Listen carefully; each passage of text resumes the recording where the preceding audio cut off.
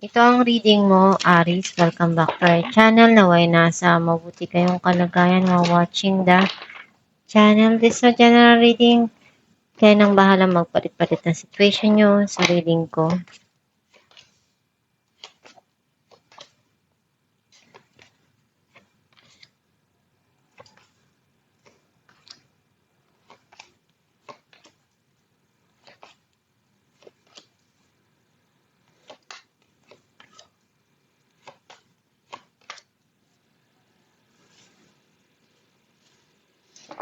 At the bottom of the deck, 10 of Pentacles. Like ang nasisense ko na energy mo, nandun yung iniisip mo kung paano mo maiaayos at makukuha yung long term na stability ng iyong financial, ng karir mo, ng trabaho mo, or yung pagmamahal na gusto mong maibigay sa'yo ng mga mahal mo sa buhay, yung magandang relasyon, pakikitungo sa isa't isa.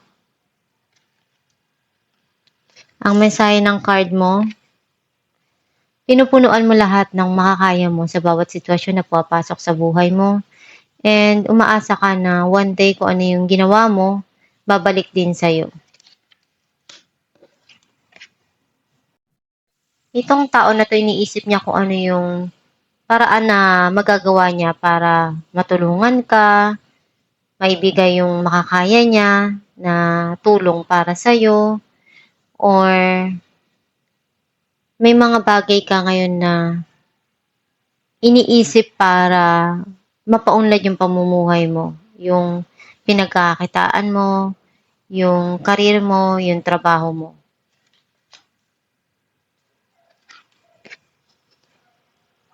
Andun yung nabibitin ka kung minsan sa panggastos o nararamdaman mong yung negative feeling na iniwan ka, yung something na left out in the cold, yung nag-iisa ka, wala kang masabihan ng nararamdaman mo, ng kalungkutan mo. May bagong clarity na darating sa buhay mo or bagong idea na makakatulong dun sa mga sitwasyon na nangyayari sa buhay mo. Itong tao na to, sobra siyang mapagmahal. Gusto niyang iparamdam yun. Some of you, very sensitive ka. Gusto mo maramdaman yung pagmamahal, yung pag-aaruga. Kasi hinahanap-hanap mo yun eh. Feeling mo may kulang. May bago kang journey na papasukin or tatahakin.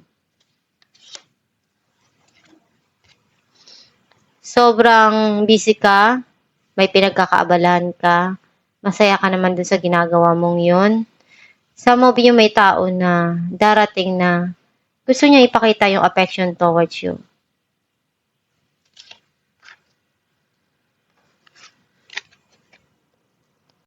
May mga opportunity na darating sa'yo. And some of you merong marireceive ka na text, chat, or email. Clarify natin ang the star. 8 of Swords and 5 of Swords. May nagpapagulo sa isipan mo. Sa sarili mo. And tinatry mong makaalis doon sa trap na sitwasyon na yun. Gusto mong baguhin yung sitwasyon na yun. And gagawin mo lahat kung ano yung paraan na pwedeng makatulong doon sa sitwasyon na yun na nangyayari sa'yo. Clarify natin ng 5 of Pentacles. King of Pentacles and Strength.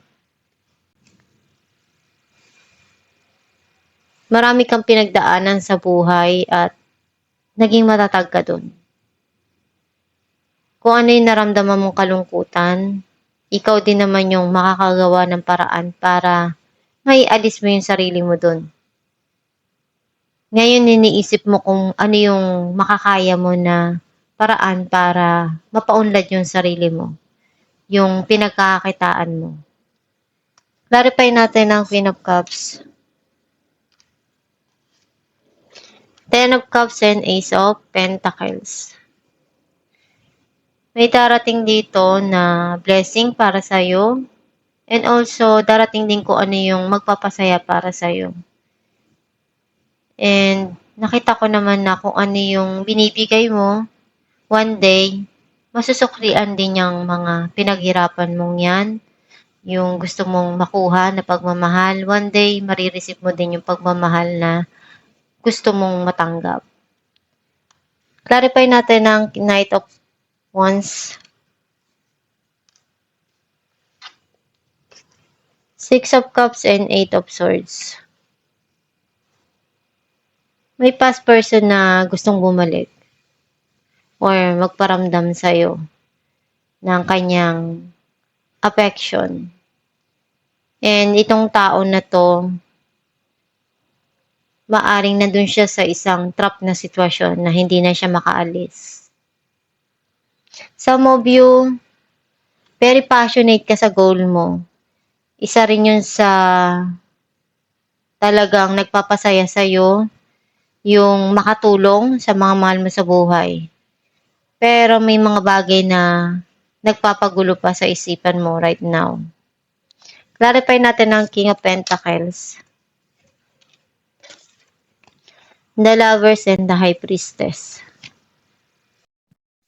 Itong taon na to, andun yung pagmamahal niya na gusto niyang iparamdam pero tinatago niya lang. Some of you, andun yung pagmamahalan ng dalawang tao na binibigay sa isa't isa. Tinatago nyo lang muna kasi hindi pa kayo handa at tag-iisip pa kayo kung ano yung magandang paraan kung paano yun sasabihin sa mga mahal nyo sa buhay. And some of you, you're keeping something here to yourself, kung ano yung nararamdaman mo. And pinag-iisipan mong mabuti kung ano yung makakatulong dun sa relasyon na yun. Clarify natin ang Ace of Swords. The Magician and Four of Pentacles. Gagawin mo lahat na makakaya mo para kalimutan yung nangyari sa nakaraan. Some of you, nahihirapan kang makalimutan kung ano yung past situation mo.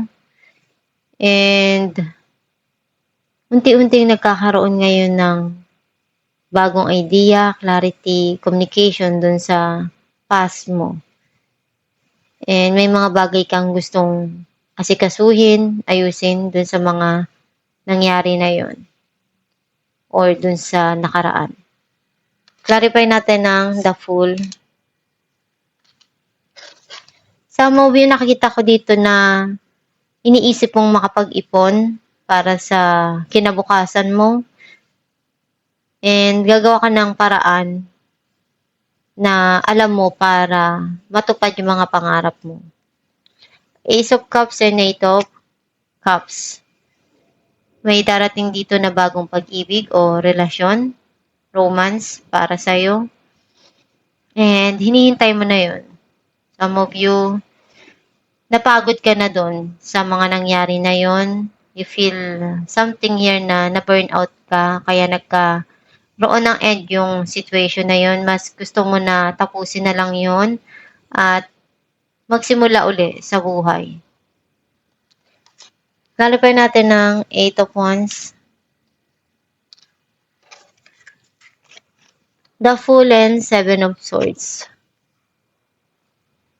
May bagong journey dito na darating sa'yo na meron kang susubukan na gawin, na pasukan na bagong opportunity na makakatulong sa buhay mo. Alamin natin kung naman sa'yo ng iyong gabay.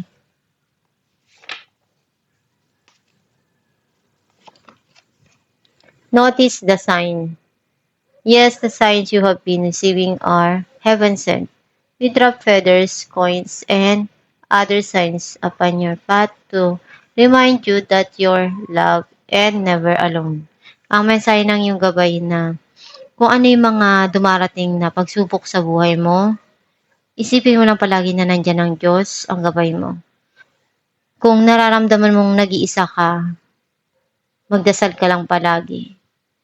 And sometimes ang mga gabay mo, ang Diyos, nagbibigay yan ng sign. Minsan, may makikita kang coins, feathers sa daan na nagpapaalala sa'yo na andyan lang palagi ang gabay mo, nagmamahal sa'yo, sila yung pinaka-loyal na hindi ka iiwan sa kahit anong mangyari na sitwasyon sa buhay mo.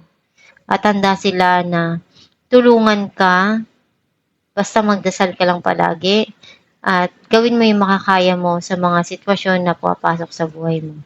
At itong yung reading Aries, kung nakaresonate ka, kindly comment down below. Thank you for watching.